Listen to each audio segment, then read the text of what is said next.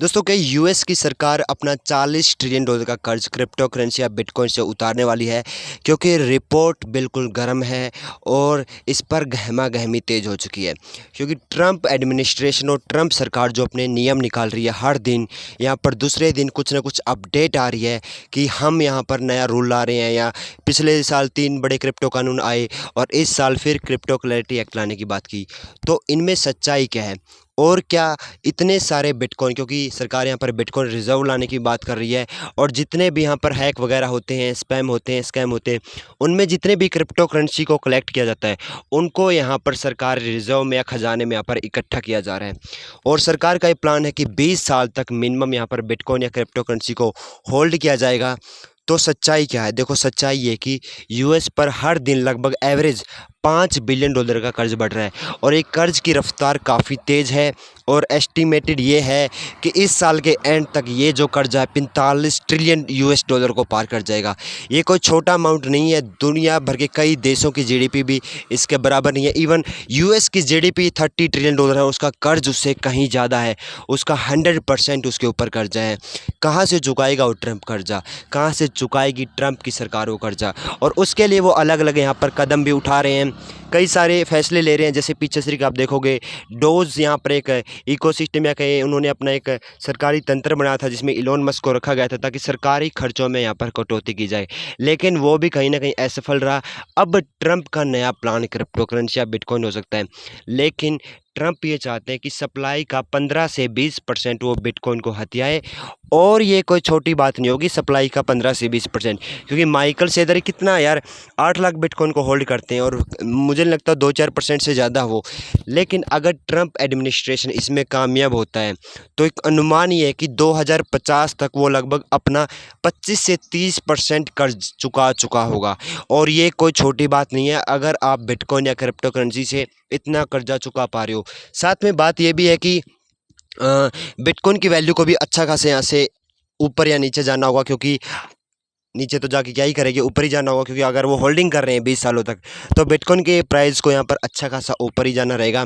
लगभग यहाँ से 18x होना पड़ेगा बिटकॉइन के प्राइस को, यानी आप समझ लीजिए लगभग $2-2.5 मिलियन जब बिटकॉइन हो जाएगा, तभी आप कुछ न कुछ यहाँ से जो है कर्ज को हटा पाओगे। लेकिन अलग अलग विशेषज्ञ अपनी अपनी अलग अलग राय भी देते हैं। वो बोलते हैं यार बिटकॉइन का इतना पहुंचना कोई खेत की मूली उखाड़ना नहीं है कि कोई भी आएगा और अपना कर्ज चुका के चला जाएगा। इतना आसान नहीं होता, क्योंकि अब क्रिप्टो कितना अनसर्टेन हो गया, किसी को नहीं पता। क्वांटम कंप्यूटर रिस्क बढ़ता भी जा रहा है। बड़े बड़े जो फाउंडर हैं, इथेरियम के फाउंडर लगा लीजिए, विटालिक बुटेरिन, खुद माइकल सेलर लगा लीजिए, वो वार्न कर रहे हैं कि बिटकॉइन जो अपने पुराने वॉलेट हैं, सतोशी नाकामोटो के वॉलेट हैं, वो यहाँ पर क्वांटम कंप्यूटर के रिस्क को सरवाइव ना कर पाए। और बाइनेंस के जो फाउंडर है सीजे, उन्होंने तो कई बार वार्निंग भी दी है कि भाई साहब जो बिटकॉइन है ना, उसको अगर क्वांटम कंप्यूटर से बचाना ना, तो सतोशी नाकामोटो के वॉलेट को परमानेंट फ्रीज कर दो या उन्हें बंद कर दो। अगर ऐसा होता है तो 1 मिलियन बिटकॉइन, जिनकी कीमत लगभग मैं कहूँगा $60 बिलियन से ऊपर अभी के मार्केट के हिसाब से, वो यहाँ से वाइप आउट होते हुए दिखाई देंगे। और एक नई यहाँ पर कह सकते हैं मार्ग क्रिप्टो को मिलता हुआ दिखाई भी देगा। बाकी दोस्तों, आपके इस पर क्या विचार है? क्रिप्टो मार्केट यहाँ से सस्टेन करेगा या इसके भी कई सारे पहलू और बदलने वाले हैं? क्योंकि कर्ज तो और देशों पर भी बढ़ेगा, क्या सारे देश ही इसी मेथड को अपनाएंगे? लेकिन दूसरी तरफ ये भी है कि लोग अपनी खुद की यहाँ पर करेंसी को मजबूत बनाने में लगे हुए हैं। मेरा कैमरा थोड़ा हिल रहा है क्योंकि मैं बाहर आया हूँ, उसके लिए सॉरी। लेकिन मेरा ये रहता है कि कुछ ना कुछ छोटी मोटी जो भी आपको अपडेट देनी होती है, मैं वो फटाफट वीडियो बना के दे दूँ।